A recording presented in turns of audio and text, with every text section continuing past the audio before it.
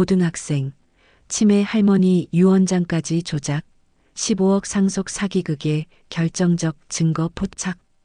도윤의 휴대폰에는 학교에서 전화가 왔어요. 도윤아, 교장 선생님께서 급히 보자고 하셔. 당장 학교로 와. 학교에 도착하니 교무실에는 교장 선생님과 학부모 몇 분이 앉아 계셨습니다. 이도윤, 이제 참을 수 없다. 내가 이런 일을 저질렀다니 학교 명예에 먹칠한 거야. 교장 선생님, 저는 아무것도 하지 않았어요. 증거가 다 나왔잖니.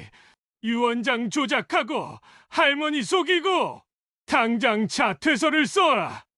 안녕하세요, 여러분. 오늘 들려드릴 이야기는 작은 친절이 어떻게 기적을 만들어내는지 보여주는 실화입니다. 만약 이런 따뜻한 이야기가 마음에 드신다면 구독과 좋아요는 무료이니 한 번씩 눌러주시고 댓글로 여러분만의 감동 경험도 나눠주세요. 그럼 지금부터 한 고등학생과 할머니의 놀라운 이야기 속으로 함께 떠나볼까요? 새벽 5시 이도윤은 삐걱거리는 철제 계단을 조심스럽게 내려갔습니다. 고시촌 옥탑방에서 나오는 길은 언제나 이랬죠. 발을 잘못 디디면 아래층 사람들이 깨어날까봐 숨을 죽이며 걸어야 했습니다. 벽지가 곳곳에 뜯어져 있는 좁은 복도, 형광등 하나가 깜빡거리며 어둠을 겨우 밝히고 있었어요. 도윤의 방은 3평도 안 되는 옥탑방이었습니다. 천장이 낮아서 키가 큰 도윤은 허리를 굽혀야 했고 비가 오면 물이 새어 곳곳에 대야를 놓아야 했죠. 그래도 월세 15만 원이면 서울에서 살 수 있는 유일한 공간이었습니다. 손에는 아직 따뜻한 김이 나는 컵라면 하나와 어젯밤 편의점에서 가져온 삼각김밥이 들려 있었습니다. 편의점 야간 알바의 유일한 특권이었어요. 유통기한이 하루 지난 도시락이나 삼각김밥을 가져갈 수 있다는 것. 사장님은 어차피 버릴 거니까 가져가라고 했지만 도윤에게는 하루를 버틸 수 있는 소중한 식사였습니다. 계단을 다 내려와서 도윤은 잠시 멈춰서서 하늘을 올려다봤습니다.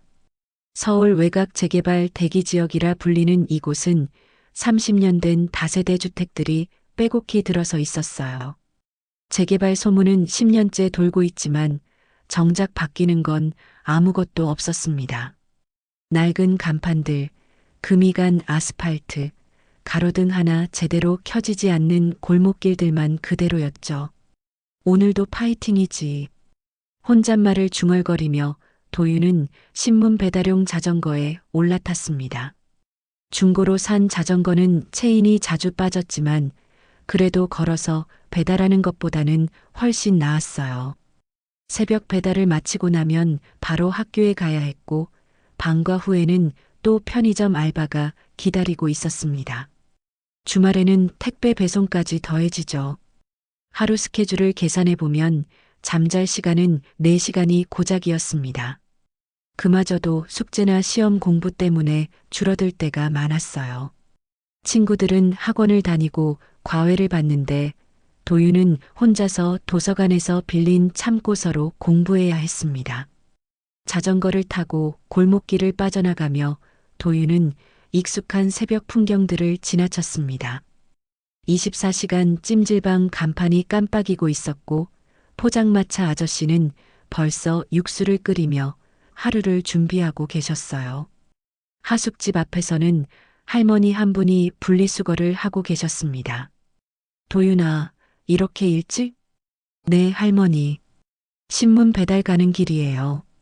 참 부지런하구나. 밥은 제대로 먹고 다니니? 걱정 마세요. 잘 먹고 있어요. 거짓말이었습니다. 하루에 제대로 된 밥을 먹는 건 거의 불가능했어요. 대부분 편의점 도시락이나 라면으로 때우고 있었죠. 하지만 할머니가 걱정하실까봐 늘 괜찮다고 말했습니다. 이 동네 사람들은 서로의 사정을 다 알고 있었거든요. 신문 배달을 마치고 지하철역으로 향하는 길, 도윤은 주머니 속 동전들을 만져봤습니다. 월급날까지 아직 일주일이 남았는데 교통비가 빠듯했어요. 버스를 타면 10분 단축되지만 지하철이 100원 더 싸니까 늘 지하철을 택했습니다. 100원이라도 아껴야 점심에 우유 한 팩이라도 더 살 수 있었거든요. 지하철역 입구에 다다랐을 때 도윤의 발걸음이 멈췄습니다. 계단 옆 벤치 근처에 할머니 한 분이 쓰러져 계셨거든요.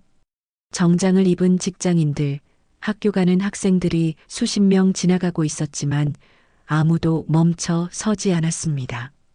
모두들 바쁜 아침 시간이었으니까요. 도윤도 늦으면 지각이었습니다. 이미 한 번 지각했던 터라 담임 선생님께 또 혼날 게 뻔했어요. 하지만 망설일 시간은 없었습니다. 할머니가 위험해 보였거든요. 급하게 달려가서 할머니 곁에 무릎을 꿇었습니다. 할머니, 괜찮으세요? 어디 아프신가요? 할머니는 강말순이었습니다. 82세의 말순은 의식은 있었지만 몸을 제대로 가누지 못하고 계셨어요. 깔끔한 베이지색 카디건과 검은색 바지를 입고 계셨는데 옷이 구겨져 있었고 작은 가죽 가방이 멀리 떨어져 있었습니다. 가방부터 챙겨드릴게요. 도윤은 서둘러 가방을 주워와서 말순의 품에 안겨드렸습니다. 가방은 생각보다 고급스러워 보였어요. 그리고 자신의 깨끗한 손수건을 꺼내어 말순의 이마에 맺힌 땀을 살짝 닦아드렸죠. 손수건은 어머니가 돌아가시기 전에 마지막으로 사주신 것이었는데 아껴 쓰고 있던 것이었습니다. 말순은 계속 말이 없었지만 도윤의 손을 꼭 쥐었습니다. 그 손길이 떨리고 있다는 것을 도윤은 느낄 수 있었어요. 병원 모셔다 드릴게요. 119에 신고할까요? 도윤이 낡은 핸드폰을 꺼내려는 순간 말순이 작고 떨리는 목소리로 중얼거렸습니다. 착한 아이구나. 그 한마디가 도윤의 가슴을 따뜻하게 만들었습니다. 언제부터인가 잊고 있던 감정이었어요. 누군가에게 인정받는다는 것, 누군가에게 필요한 존재라는 것. 부모님이 돌아가신 후로는 느껴보지 못했던 따뜻함이었습니다. 119에 신고하고 구급차가 도착할 때까지 도윤은 말순의 곁을 지켰습니다. 학교에 지각할 게 분명했지만 그런 건 중요하지 않았어요. 지금 이 할머니에게는 자신이 필요했으니까요. 구급대원들이 말순을 들것에 옮기며 물었습니다. 보호자세요? 아니요. 그냥 쓰러져 계셔서 도와드린 거예요. 혹시 모르니까 연락처 좀 알려주세요. 도윤은 자신의 번호를 적어주었습니다. 구급차가 사이렌을 울리며 떠나가는 모습을 바라보며 이상하게 마음이 편안해졌어요. 돈도 없고 미래도 불안하지만 적어도 오늘은 누군가에게 도움이 되는 사람이었으니까요. 지하철역으로 다시 발걸음을 옮기며 도윤은 생각했습니다. 세상은 차갑고 각박하지만 따뜻함은 이렇게 예상치 못한 순간에 찾아오는구나. 그리고 그 따뜻함은 주는 사람에게도 돌아오는구나. 일주일이 지났습니다. 도윤은 여전히 새벽 신문 배달을 하고 편의점에서 야간 알바를 했어요. 하지만 마음 한구석에는 계속 그날의 할머니가 남아 있었습니다. 강말순이라는 이름도 작고 떨리던 손길도 착한 아이구나라고 하시던 따뜻한 목소리도 잊혀지지 않았어요. 학교에서 돌아오는 길, 도윤은 일부러 그 지하철역을 지나갔습니다. 혹시 할머니가 다시 나타나실까 하는 막연한 기대 때문이었죠. 하지만 계단 옆 벤치는 늘 비어 있었고 그날의 일은 마치 꿈처럼 느껴지기도 했습니다. 목요일 오후 도윤이 평소와 같이 그 길을 지나가다가 무언가 반짝이는 것을 발견했습니다. 벤치 아래쪽 풀숲 사이에 작은 지갑이 떨어져 있었어요. 가죽으로 만든 작고 낡은 지갑이었는데 어디서 본 듯 익숙했습니다. 지갑을 열어보니 신분증이 들어 있었어요. 강말순, 1943년생. 바로 그날 도윤이 도와드렸던 할머니의 지갑이었습니다. 지갑 안에는 몇 장의 10,000원짜리 지폐와 낡은 사진 한 장이 들어 있었어요. 사진 속에는 젊은 시절의 말순과 남자분, 그리고 어린아이가 함께 찍혀 있었습니다. 도윤은 즉시 지갑을 들고 가까운 파출소로 향했습니다. 할머니 지갑을 주었는데요. 어떻게 하면 될까요? 경찰관은 지갑을 받아보더니 고개를 갸웃거렸습니다. 강말순 할머니요? 노인복지센터에 연락해보세요. 아마 거기서 연락처를 알 수 있을 거예요. 노인복지센터에 전화를 걸었지만 돌아온 답변은 예상과 달랐습니다. 강말순 할머니요? 저희도 찾고 있는 분이에요. 병원에서 퇴원하신 후에 연락이 안 되고 있거든요. 보호자 연락처도 없고 실종 신고도 안 됐어요. 그럼 지금 어디 계신지 모른다는 말씀이세요? 네, 안타깝게도 그렇습니다. 혹시 할머니를 보시면 연락 부탁드려요. 전화를 끊고 난 도윤은 복잡한 심정이었습니다. 82세의 할머니가 홀로 어디선가 지내고 계신다는 생각에 마음이 아팠어요. 그날 따뜻하게 자신의 손을 잡아주셨던 할머니가 혼자 계시다니 도대체 가족들은 어디에 있는 걸까요? 주말이 지나고 월요일 아침 도윤이 편의점 알바를 마치고 집으로 돌아오는데 우편함에 등기 우편 한 통이 꽂혀 있었습니다. 발신인은 대한법무법인이었어요. 도윤 같은 고등학생에게 법무법인에서 편지가 올 이유는 없었는데 이상했습니다. 봉투를 뜯어보니 정중한 문체로 쓰인 공문이 들어 있었어요. 이도윤 군께 강말순님의 요청에 따라 귀하를 후견인 대리 상속자로 지정하였음을 통보합니다. 자세한 사항은 본 법무법인으로 연락 바랍니다. 도윤은 편지를 몇 번이나 다시 읽었습니다. 후견인 대리 상속자? 말순 할머니가 자신을 상속자로 지정했다고? 이해할 수 없었어요. 단 한 번 만났을 뿐인데 그것도 할머니를 도와드린 것뿐인데 이런 일이 일어날 수 있나요? 혼란스러운 마음으로 옥탑방에 올라가서 편지를 다시 펼쳐봤습니다. 법무법인의 도장이 찍혀 있고 공식적인 서류였어요. 하지만 도윤에게는 현실감이 없었습니다. 저녁에 편의점에 출근해서 사장님께 이 일을 말씀드렸어요. 사장님, 이상한 편지가 왔는데요. 어떤 할머니가 저를 상속자로 지정했다고 하네요. 사장님은 편지를 보더니 코웃음을 쳤습니다. 야, 도윤아. 요즘 사기가 얼마나 많은데. 이놈들이 애들 순진한 걸 노리고 이런 짓 하는 거야. 무시해. 그런데 법무법인에서 온 게 맞는 것 같은데요. 법무법인? 그런 거 요즘 얼마든지 꾸며낼 수 있어. 넌 그냥 공부나 해. 돈 쉽게 벌려고 하지 말고. 하숙집 할머니도 비슷한 반응이었습니다. 도윤아, 세상에 공짜는 없단다. 누가 너 같은 애한테 상속을 해준다고? 분명 사기야.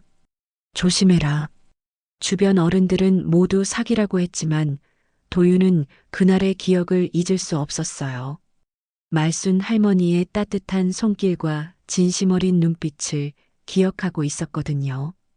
혹시 정말로 할머니가 자신에게 무언가를 남기신 건 아닐까요?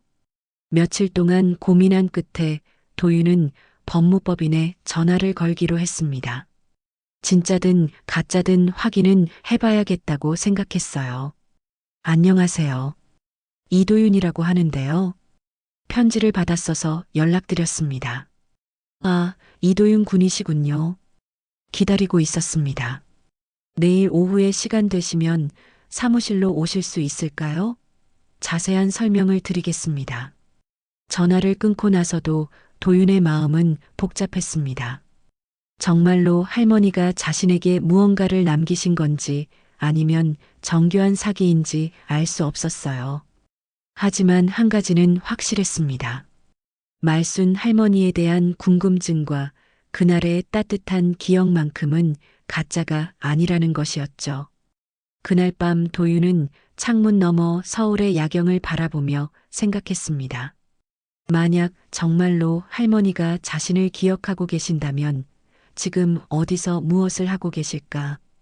그리고 왜 가족이 아닌 자신 같은 낯선 사람을 상속자로 지정하신 걸까? 내일이면 모든 것이 분명해질 테지만 오늘 밤만큼은 작은 기대를 품어봐도 괜찮을 것 같았습니다.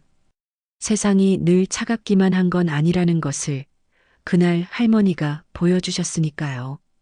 다음 날 오후 도윤은 학교를 일찍 마치고 법무법인으로 향했습니다. 강남역 근처에 있는 높은 빌딩 안의 법무법인이었어요. 엘리베이터를 타고 18층에 올라가니 대한법무법인이라는 금색 간판이 눈에 들어왔습니다. 접수처의 직원이 정중하게 맞이했어요. 이도윤 군이시죠? 김 변호사님이 기다리고 계십니다. 사무실 안으로 들어가니 정장을 입은 중년 남성이 일어나서 인사했습니다. 안녕하세요. 김재호 변호사입니다. 앉으세요.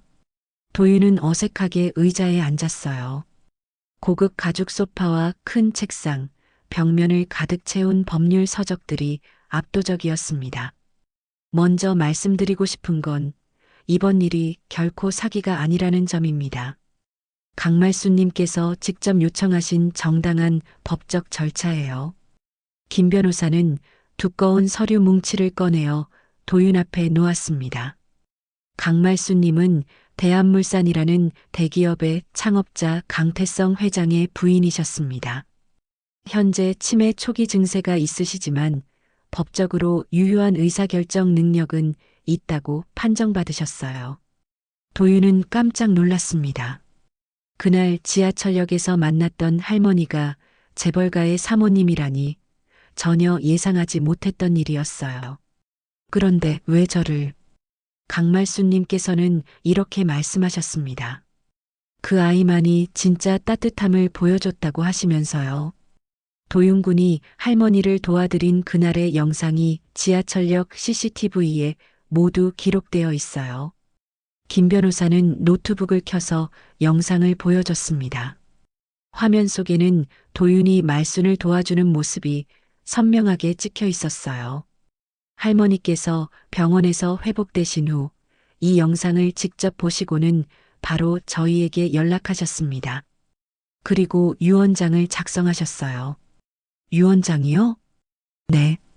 강남에 있는 저택 한 채를 이도윤 군에게 상속한다는 내용입니다. 시가 약 15억 원 정도 되는 부동산이에요. 도윤은 숨이 막힐 것 같았습니다. 15억 원? 평생 벌어도 모을 수 없는 돈이었어요. 월세 15만 원 옥탑방에서 라면으로 연명하는 자신에게 이런 일이 일어날 수 있다니. 하지만 문제가 있습니다. 강 씨 가족들이 강하게 반발하고 있어요. 오늘 그 집에 가서 직접 확인해 보시겠어요? 1시간 후 도윤은 김 변호사와 함께 강남의 한 주택가에 도착했습니다. 넓은 정원이 있는 2층 저택이 웅장하게 서 있었어요. 대문부터가 도윤이 살고 있는 옥탑방보다 클 정도였습니다. 대문을 열고 들어서는 순간 안에서 큰 소리가 들려왔어요. 이게 말이 됩니까? 우리 어머니가 그깟 고딩한테 집을 넘긴다고? 거실에서는 3명의 사람들이 격렬하게 논쟁을 벌이고 있었습니다. 50대 중반으로 보이는 남자가 강인호, 말순의 큰아들이었어요. 옆에 서 있는 여자는 며느리 윤지숙, 그리고 20대 초반의 젊은 여자가 손녀 강세빈이었습니다. 강인호는 도윤을 보자마자 눈을 부라렸어요. 이 애가 그 사기꾼인가? 사기꾼이라니요. 도윤군은 할머니를 도와드린 선량한 학생입니다. 김 변호사가 차분하게 말했지만 강인호는 화를 가라앉히지 않았어요. 선량한 학생?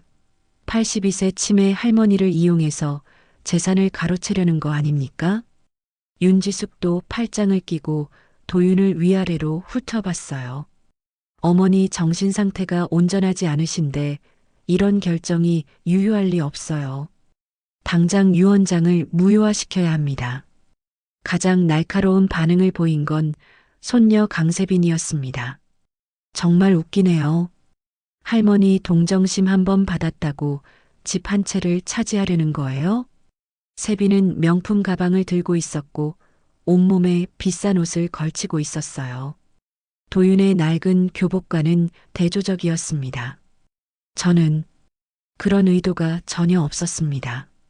도윤이 어렵게 입을 열었지만 강인호는 귀담아 듣지 않았어요. 의도가 없었다고? 그럼 지금 당장 상속을 포기하시오.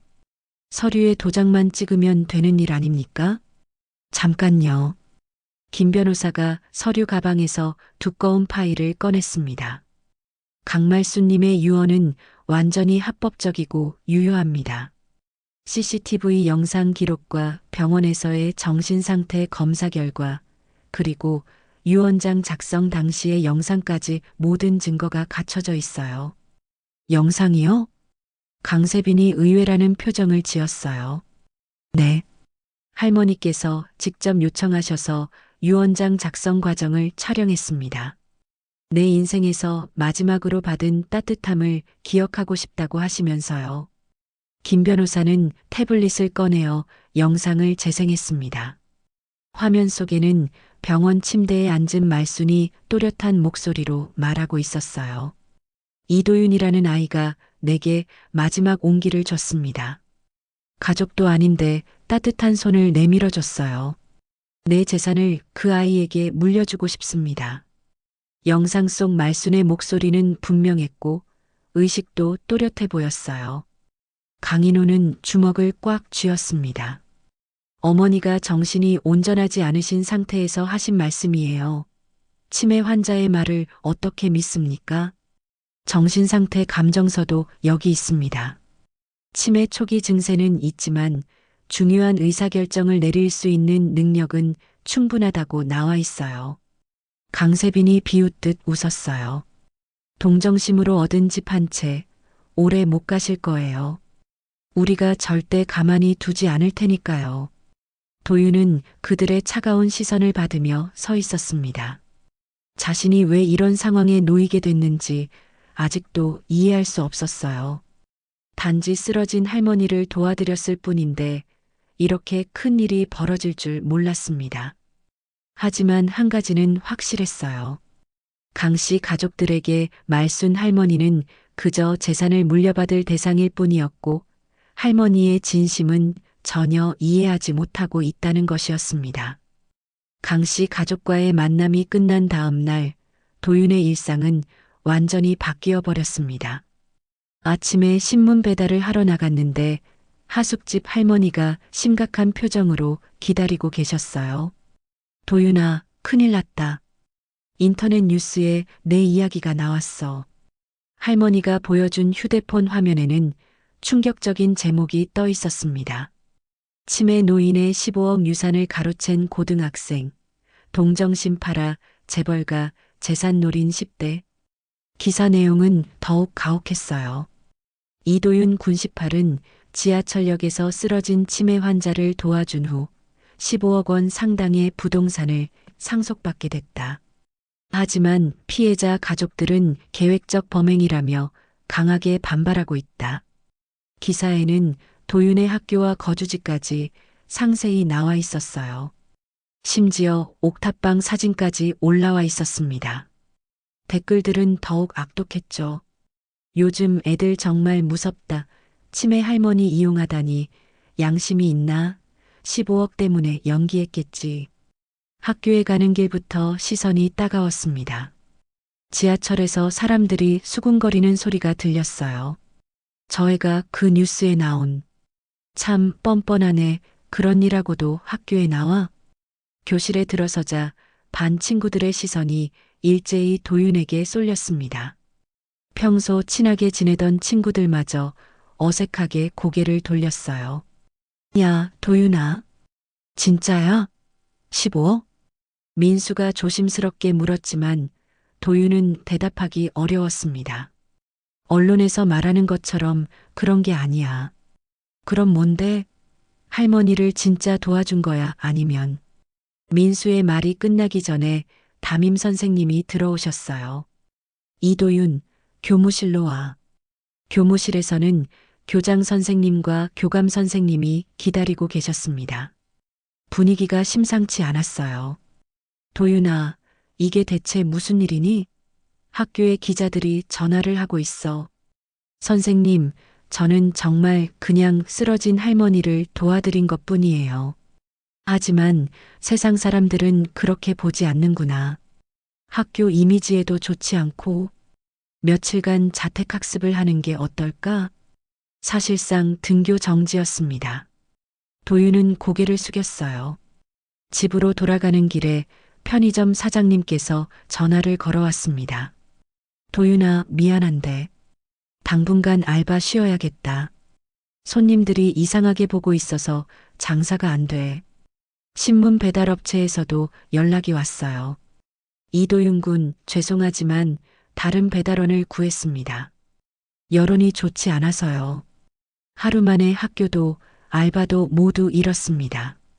옥탑방에 혼자 앉아 있는데 휴대폰이 계속 울렸어요. 모르는 번호들이었지만 받지 않을 수 없었습니다.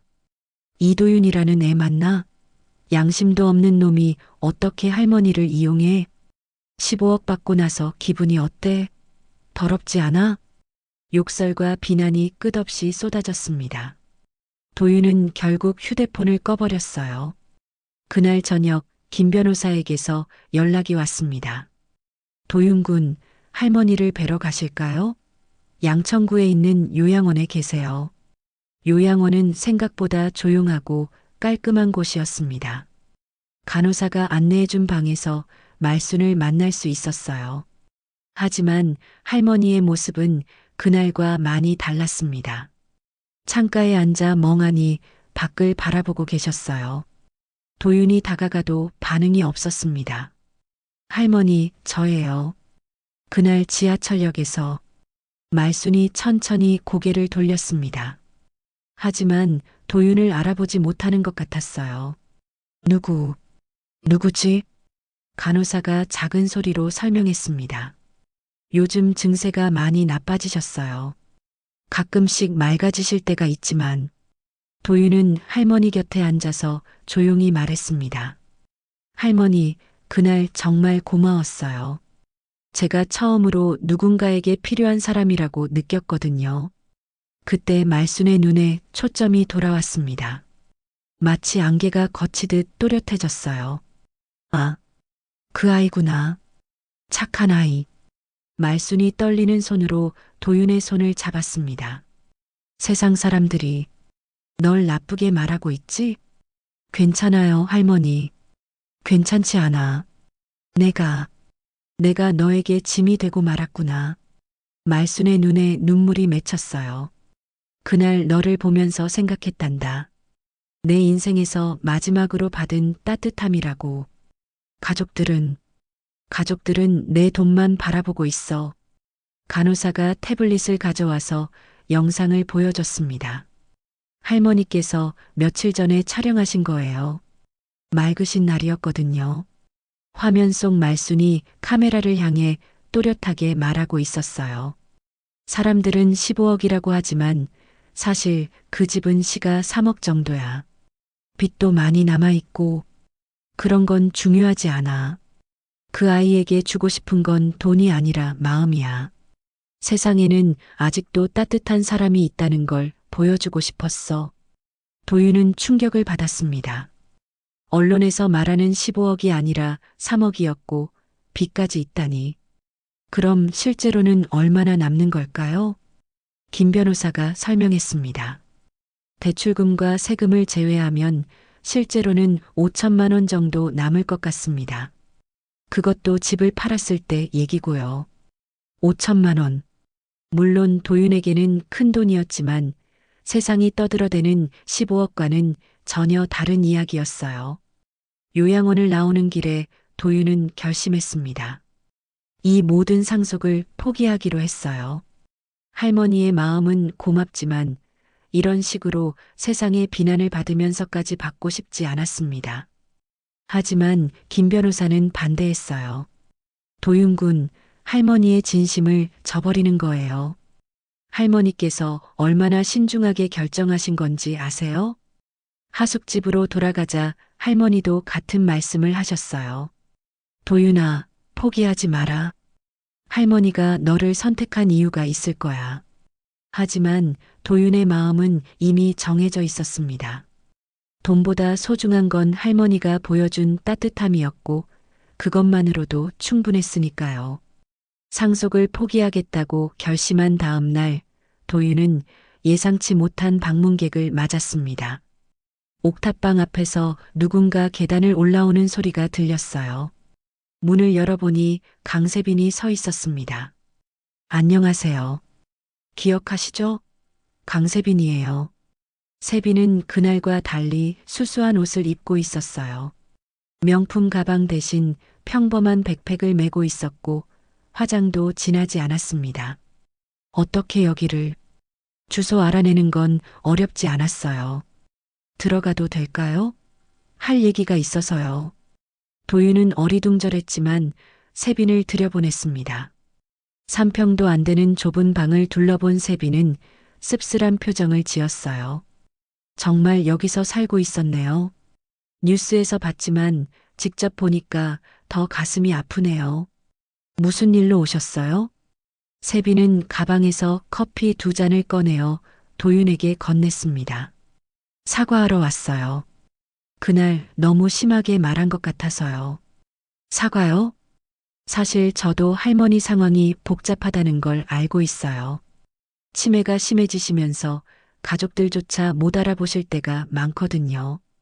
그런데 도윤 씨만은 기억하신다니까요. 세빈의 목소리에 진심이 담겨 있는 것 같았어요. 도윤은 조금 마음을 열었습니다. 할머니께서 정말 저를 기억하세요? 네. 요양원에 면회 갈 때마다 착한 아이라고 하시면서요. 가족 이름은 다 잊으셨는데 말이에요. 세빈은 잠시 망설이더니 이야기를 계속했습니다. 사실 우리 가족이 할머니를 제대로 돌보지 못했어요. 아버지는 회사 일로 바쁘시고 어머니는 할머니와 사이가 좋지 않았거든요. 저도 할머니보다는 친구들과 놀기 바빴고요. 그래도 가족이잖아요. 가족이라고 해서 다 따뜻한 건 아니에요. 도윤 씨가 할머니에게 해드린 것처럼 진심으로 돌봐드린 적이 없었거든요. 세빈은 가방에서 작은 상자를 꺼냈어요. 이거 받으세요. 할머니가 항상 가지고 계시던 반지예요. 제가 몰래 가져온 거예요. 이건 받을 수 없어요. 가족의 물건인데. 아니에요. 할머니께서 도윤 씨 이야기만 하실 때마다 이 반지를 만지시거든요. 분명 드리고 싶어 하실 거예요.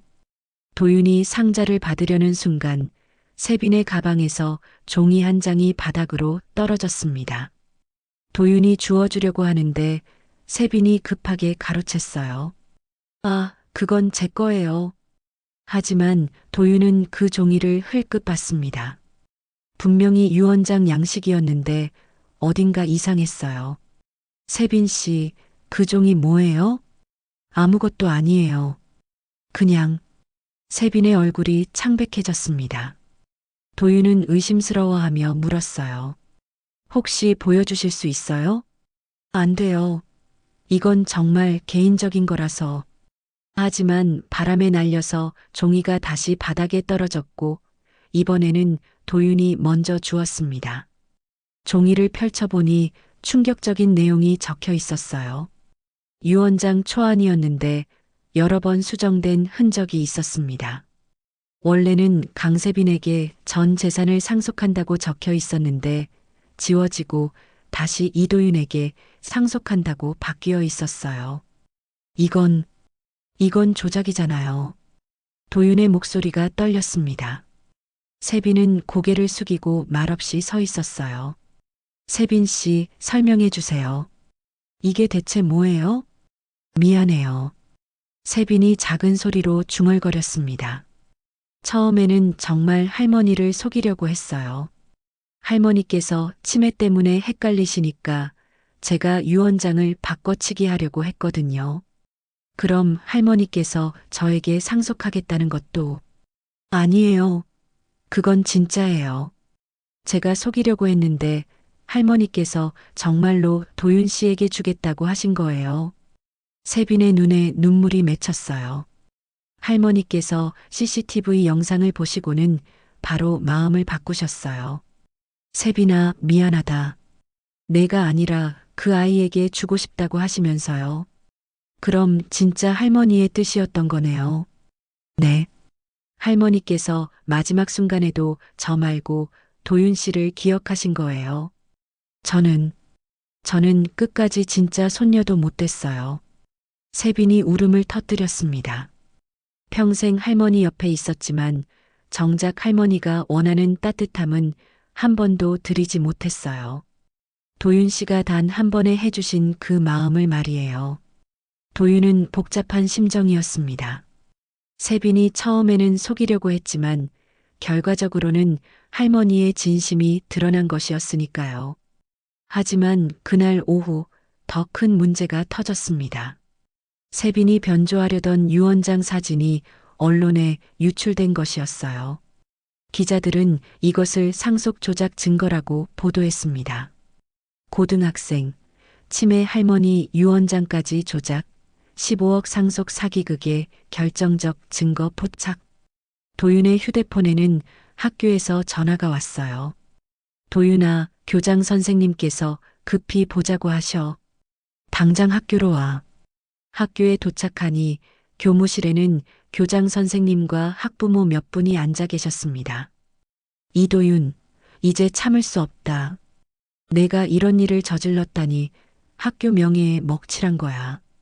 교장 선생님, 저는 아무것도 하지 않았어요. 증거가 다 나왔잖니? 유언장 조작하고 할머니 속이고 당장 자퇴서를 써라. 도윤은 절망했습니다. 아무리 설명해도 믿어주는 사람이 없었어요. 세빈이 조작하려다가 실패한 것인데 모든 책임이 자신에게 돌아왔습니다. 집으로 돌아가는 길에 김 변호사에게서 전화가 왔어요. 도윤군, 큰일 났습니다. 강 씨 가족이 사기 혐의로 고발했어요. 경찰서에 출석하라는 연락이 올 거예요. 모든 것이 무너지는 것 같았습니다. 할머니의 진짜 마음은 아무도 믿어주지 않았고 도윤만 모든 비난을 떠안게 되었어요. 경찰서에서 조사를 받고 나온 도윤은 완전히 지쳐 있었습니다. 3시간 동안 같은 질문을 반복해서 받았어요. 사기 혐의, 문서 조작, 치매 환자 이용 등 온갖 의혹들이 쏟아졌습니다. 도윤이 아무리 억울하다고 해도 경찰들은 믿지 않았어요. 이도윤 군, 증거가 너무 명확해요. 유언장 조작 흔적까지 나왔는데 어떻게 설명할 거예요? 그건 제가 한 게 아니라 강세빈이. 강세빈 씨는 본인은 아무것도 모른다고 하던데요. 오히려 도윤 군이 협박해서 거짓 증언을 하게 했다고 주장하고 있어요. 세빈이 배신한 것이었습니다. 어제까지 진심으로 사과했던 세빈이 경찰 조사에서는 모든 책임을 도윤에게 떠넘긴 거예요. 집으로 돌아가는 지하철 안에서 도윤은 창밖을 멍하니 바라봤습니다. 모든 것이 끝난 것 같았어요. 학교도 그만둬야 하고 사기꾼이라는 낙인도 지워지지 않을 것 같았습니다. 그런데 문득 말순 할머니가 생각났어요. 지금 이 순간에도 요양원에서 혼자 지내고 계실 텐데 할머니는 이 모든 일을 아실까요? 할머니께서 선의로 내려진 결정이 이렇게 큰 사건이 될 줄 아셨을까요? 도윤은 갑자기 할머니를 만나고 싶어졌습니다. 설령 할머니가 자신을 기억하지 못한다고 하더라도 마지막으로 한 번은 감사 인사를 드려야 할 것 같았어요. 요양원에 도착했을 때는 이미 오후 6시가 넘어 있었습니다. 면회 시간이 거의 끝나갈 무렵이었어요. 할머니 면회 왔는데요. 강말순 할머니시죠? 요즘 상태가 많이 안 좋으세요. 거의 말씀도 안 하시고. 간호사의 안내를 받아 말순의 방으로 갔습니다. 할머니는 창가 의자에 앉아서 무언가를 중얼거리고 계셨어요. 도윤이 다가가도 고개를 돌리지 않았습니다. 할머니, 저예요. 이도윤이에요. 말순이 천천히 고개를 돌렸습니다. 하지만 눈빛이 흐릿했어요. 도윤을 알아보지 못하는 것 같았습니다. 누구지? 내가 아는 사람인가? 도윤의 마음이 아팠습니다. 이제 정말로 할머니도 자신을 잊어버린 것 같았어요. 할머니, 지하철역에서 쓰러지셨을 때 도와드린 학생이에요. 기억 안 나세요? 지하철역? 쓰러졌다고? 말순이 고개를 갸웃거렸습니다. 하지만 갑자기 무언가 떠오른 듯 눈을 크게 떴어요. 아, 그 아이, 착한 아이. 말순의 목소리에 힘이 들어갔습니다. 마치 안개가 걷히듯 의식이 또렷해지는 것 같았어요. 맞아요, 할머니. 그날 정말 고마웠어요. 고맙긴. 내가 너에게 고마워해야지. 마지막으로 따뜻함을 느끼게 해줘서 말이야. 말순이 도윤의 손을 꼭 잡았습니다. 그날처럼 따뜻한 손길이었어요. 너 때문에 힘든 일을 당하고 있다면서? 뉴스에서 봤어. 할머니도 아시는군요. 치매라고 해서 다 모르는 건 아니야. 가끔씩 맑을 때가 있거든. 그때 간병인이 뉴스를 보여줬어. 말순의 눈에 눈물이 맺혔어요. 미안하다. 정말 미안해. 내 때문에 내가 이런 일을 당하다니. 아니에요, 할머니. 할머니 잘못이 아니에요. 말순이 침대 옆 서랍을 열더니 작은 노트 한 권을 꺼냈습니다. 이거 너 주려고 준비해뒀어. 내가 맑을 때마다 조금씩 썼단다. 노트를 받아든 도윤은 깜짝 놀랐어요. 할머니의 손글씨로 빼곡히 적혀 있었거든요. 이도윤이라는 아이에게라는 제목으로 시작되는 편지였습니다. 너는 내 마지막 선택이야. 세상은 냉정하지만 그날 너는 따뜻했단다. 82년을 살면서 그런 마음을 받아본 건 몇 번 없었어. 도윤이 노트를 넘겨가며 읽는데 말순의 과거 이야기들이 적혀 있었어요. 나도 젊었을 때는 많이 힘들었단다. 남편이 술을 마시면 집에서 난리가 났고 아이들은 겁에 질려 떨고 있었지. 그런데 옆집 할머니가 밤마다 우리 집 상황을 보다 못해서 경찰서에 신고를 해주셨어. 가족도 아닌 남이 우리를 도와준 거야. 그때 그 할머니가 내게 해주신 말이 지금도 기억나. 세상은 차갑지만 사람은 따뜻할 수 있어라고 하셨거든. 노트 중간에는 이런 글도 있었어요. 내 자식들은 내 돈만 바라보고 있어. 언제부터인지 나를 사람이 아니라 통장으로 보고 있다는 걸 느꼈지. 하지만 그 아이는 달랐어. 아무 조건 없이 도와줬거든. 내가 그 아이에게 주고 싶은 건 돈이 아니야. 따뜻함이야. 세상에는 아직도 착한 사람이 있다는 걸 보여주고 싶었어. 도윤은 노트를 읽으면서 눈물이 났습니다. 할머니가 자신에게 준 것은 단순한 재산이 아니라 인생의 가치였던 것이었어요. 할머니, 힘들겠지만 포기하지 마라. 내가 받을 자격이 있는 거야. 그날 내가 보여준 마음만큼은 진짜였으니까. 말순이 도윤의 손을 더 꼭 잡았습니다. 돈이 중요한 게 아니야. 내가 그날 내게 해준 것처럼 다른 사람에게도 따뜻함을 나눠주는 사람이 되면 돼. 그게 내가 정말로 물려주고 싶은 유산이야. 노트 마지막 페이지에는 이런 글이 적혀 있었어요. 세상 사람들이 너를 나쁘게 말해도 신경 쓰지 마라. 진실은 언젠가 드러나게 되어 있어. 너는 내가 만난 가장 따뜻한 사람이야. 도윤은 그제야 깨달았습니다. 자신이 받은 것은 돈이 아니라 할머니의 평생에 걸친 지혜와 사랑이었다는 것을 말이에요. 할머니, 저도 할머니처럼 다른 사람에게 따뜻함을 줄 수 있는 사람이 될게요. 그래, 그거면 충분해.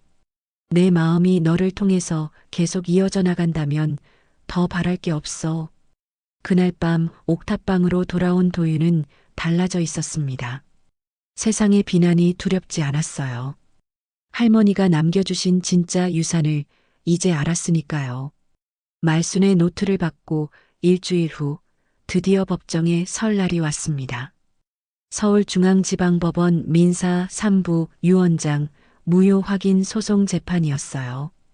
도윤은 김 변호사와 함께 법정에 들어섰습니다. 법정 안은 생각보다 많은 사람들로 붐볐어요. 기자들, 방청객들, 그리고 반대편에는 강 씨 가족과 그들의 변호사들이 앉아 있었습니다. 강인호는 정장을 말끔히 차려입고 있었고 윤지숙은 검은색 정장으로 격식을 갖췄어요. 강세빈도 단정한 옷차림으로 앉아 있었지만 도윤과 눈을 마주치지는 않았습니다. 모두 기립하세요. 판사가 입장하면서 재판이 시작됐습니다. 50대 중반으로 보이는 판사는 엄숙한 표정으로 재판부에 앉았어요. 유언장 무효 확인 청구 사건을 개정합니다. 먼저 원고 측 변호사의 주장을 들어보겠습니다. 강 씨 가족의 변호사가 일어났습니다. 키가 크고 목소리가 우렁찬 중년 남성이었어요. 존경하는 재판부, 이 사건은 치매 환자의 정신적 혼란을 이용한 명백한 사기 사건입니다. 강말순 씨는 82세의 고령으로 치매 진단을 받은 상태였습니다. 변호사는 의료 기록을 들어보였어요. 의료진의 소견서에 따르면 강말순 씨는 일상생활조차 혼자서 하기 어려운 상태였습니다. 이런 상황에서 15억 원 상당의 재산을 낯선 고등학생에게 물려준다는 것은 정상적인 판단이라고 볼 수 없습니다. 강인호가 증인석에 섰습니다. 어머니는 가족조차 알아보지 못하실 때가 많았습니다. 하지만 그 학생만은 기억한다고 하셨어요. 이상하지 않습니까? 분명히 무언가 조작이 있었을 것입니다. 윤지숙도 증언했어요. 시어머니께서는 평소에 가족끼리 서로 도우며 살아야 한다고 말씀하셨습니다. 그런 분이 갑자기 낯선 사람에게 재산을 물려준다는 것은 납득할 수 없어요. 마지막으로 강세빈이 증인석에 섰습니다. 세빈은 떨리는 목소리로 말했어요.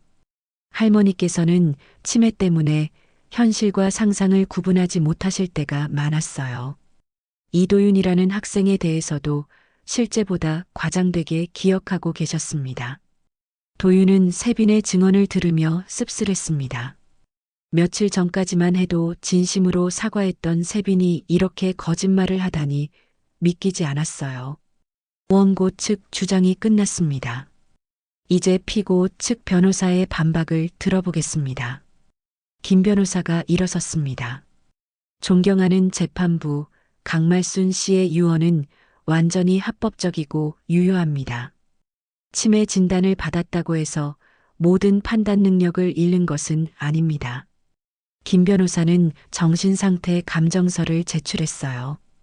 의료진의 정확한 진단에 따르면 강말순 씨는 치매 초기 단계로 중요한 의사결정을 내릴 수 있는 능력이 충분히 있었습니다. 또한 유언장 작성 당시에는 의식이 매우 또렷한 상태였다고 기록되어 있습니다. 이어서 도윤이 증인석에 섰습니다. 저는 할머니를 이용하려던 것이 아닙니다. 단순히 쓰러진 분을 도와드린 것뿐이에요. 할머니께서 제게 상속을 하신다는 것도 나중에 알았습니다. 도윤은 진심을 담아 말했어요. 할머니께서는 저에게 돈을 주신 게 아니라 마음을 주신 거예요. 세상에는 아직도 따뜻한 사람이 있다는 것을 보여주고 싶으셨던 거죠. 그때 김 변호사가 새로운 증거를 제출했습니다. 재판부께 중요한 증거를 제출합니다. 강말순 씨께서 요양원에서 직접 작성하신 손편지와 영상 기록입니다. 스크린에 영상이 재생됐습니다. 요양원 병실에서 말순이 간병인에게 부탁하는 모습이었어요. 제가 정신이 또렷할 때 꼭 기록해 주세요. 나중에 사람들이 제 뜻을 의심할 수도 있거든요. 이어서 말순이 카메라를 향해 또박또박 말하는 장면이 나왔습니다. 저는 강말순입니다. 치매 진단을 받았지만 지금 이 순간만큼은 제 정신이 완전히 또렷합니다. 이도윤이라는 학생에게 제 재산을 물려주고 싶습니다. 그 아이는 제게 마지막 온기를 줬어요. 가족도 아닌데 진심으로 저를 도와줬거든요. 82년을 살면서 그런 따뜻함을 받아본 적이 몇 번 없었어요. 법정이 조용해졌습니다. 말순의 목소리는 분명했고 눈빛도 또렷했어요.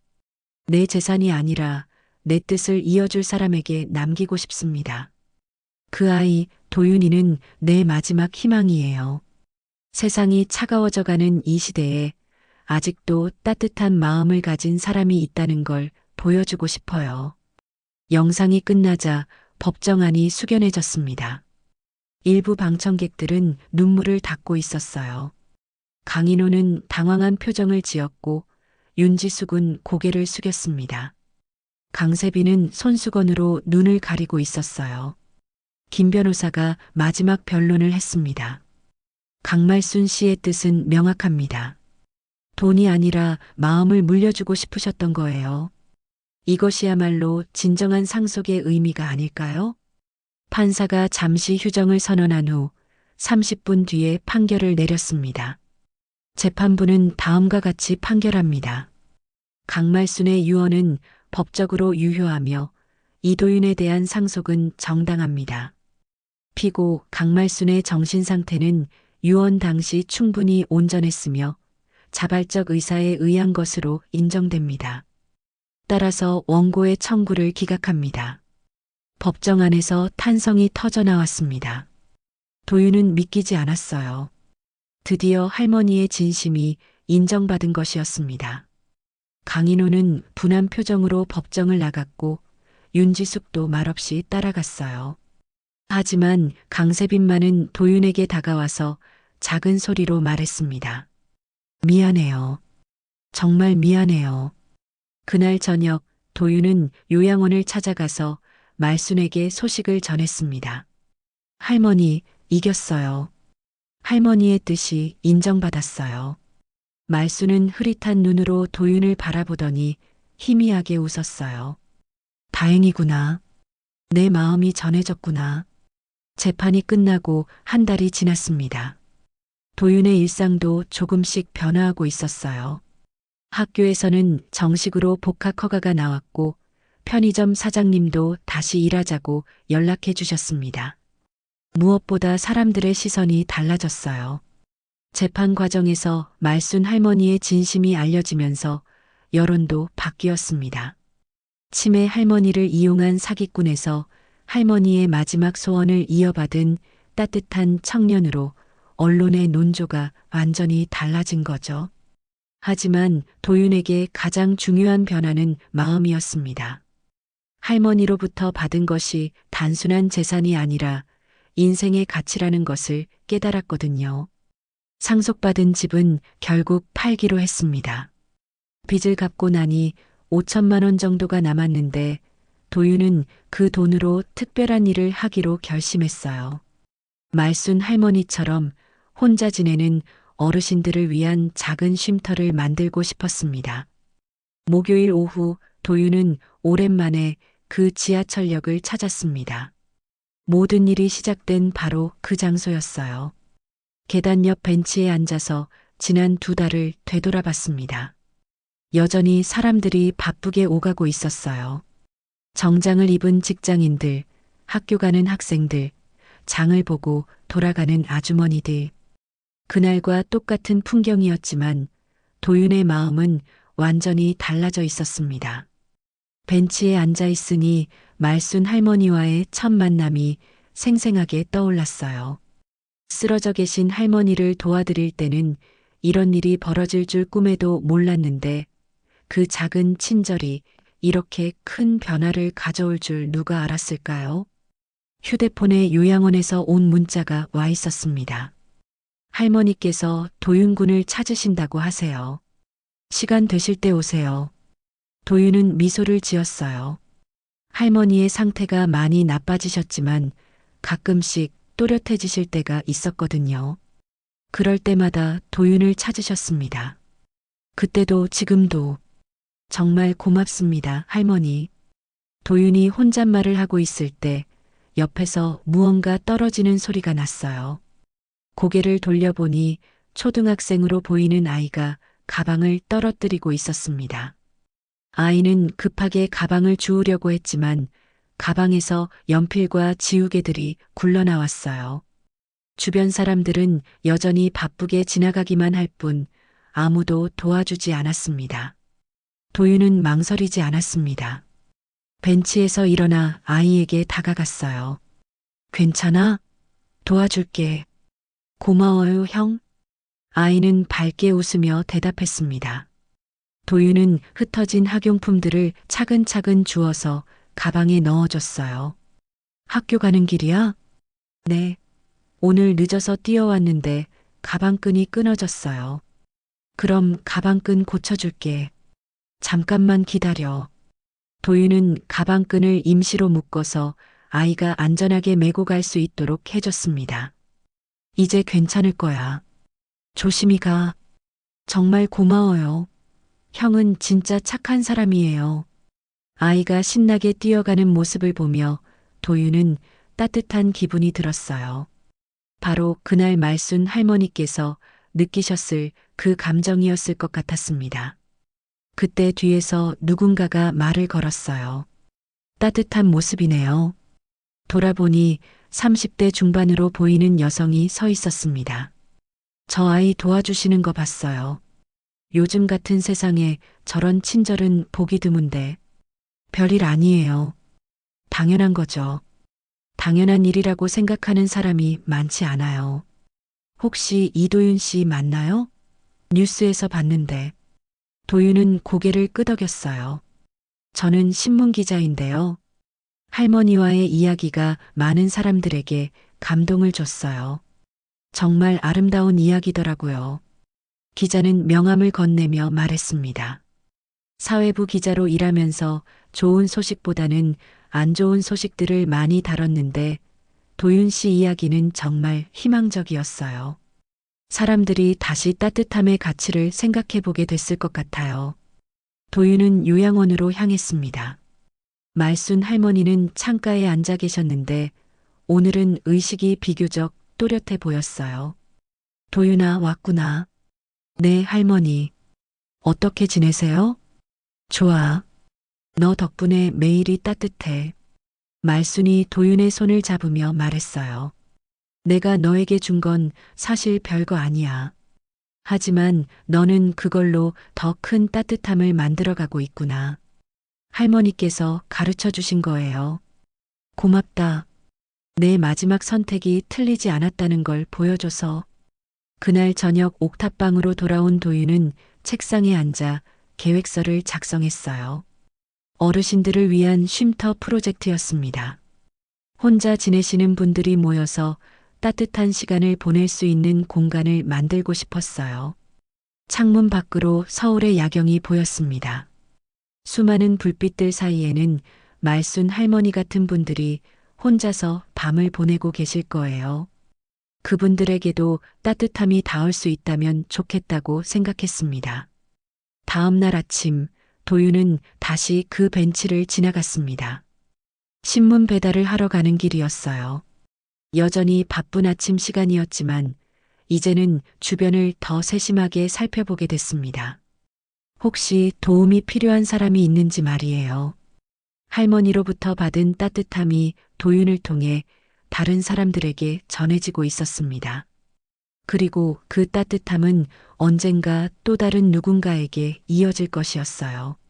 세상은 여전히 차갑고 바쁘지만 작은 친절들이 모여서 따뜻한 변화를 만들어가고 있었습니다. 말순 할머니가 도윤에게 물려준 진짜 유산이 바로 그것이었어요.